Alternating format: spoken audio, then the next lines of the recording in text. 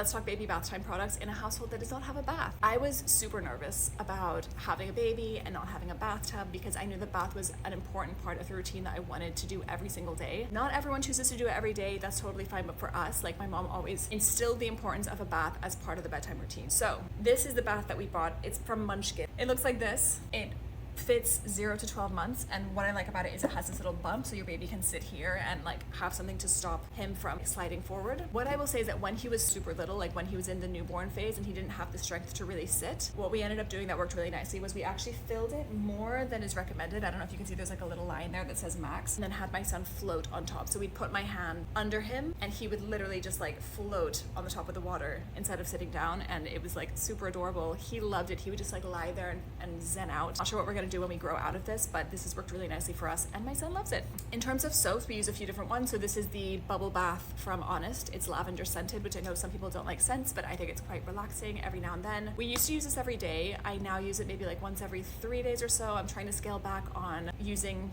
scented things because my son's getting a little bit of like eczema spots. I don't know if it's eczema, it's dry skin spots, and my pediatrician recommended scaling back on scented stuff. But this is really nice. It smells nice, it lathers nice, and when we do use it, and it creates lots of nice little bubbles, we like play with the bubbles in front of my son, and I think it just relaxes him before bed, so it works really nicely. And the lavender scent, of course, is relaxing before bedtime.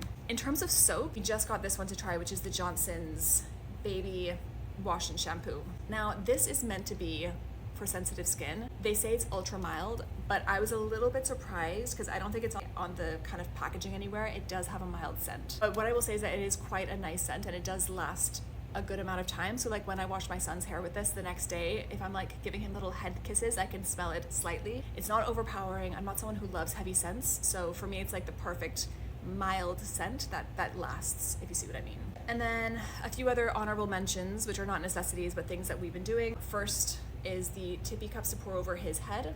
So I originally got this one because I heard good things about it, but it was too big for him as a newborn. It was just too much water going over his head. But this worked really nicely for us when he was a little bit smaller. It's just like a smaller little thing to pour water. You can pour it over the chest, over the head. It's great. This, highly recommend if you are a new parent and have no idea what temperature the bath should be. It's a little duct that you put in the water, and when you turn it on, a blue light comes on if it's too cold, a red light comes on if it's too hot, and it doesn't show a light if it's the right temperature. So especially those first few months where my husband and I were like, is it too hot? Is it too cold?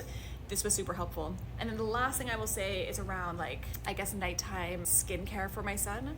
As I mentioned, my son has little kind of dry spots. He also has quite bad drool rash if we let it get ahead of us. So for his body, I've been using the Weleda tummy oil to kind of like lightly massage him and just hopefully help him with some of those dry spots. Again, it has a scent, which is kind of annoying because I would love to get something even more gentle, but it is meant to be a gentle oil. So I don't do it every night. I maybe do it like once every 4 nights, to be honest. I could probably do it more, but that's something that we use occasionally.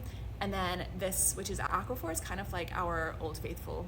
We use it for his drool rash, so we'll put it like, he gets dryness all here and all around his mouth. Sometimes his little chin starts peeling and I think, oh, that can't be nice. So every night and every morning I try and put this on like this whole area and then under his chin. And then we'll also put this, of course, on his bum to help with things like diaper rash. I feel like Aquaphor is underrated, to be honest. Like I would use this myself. But yeah, that's our bath time products and routine. Let me know if you have any questions or if you have any suggestions around like properly fragrance-free, gentle products that we should try. Let me know. I'll add it to our list once we kind of work our way through these.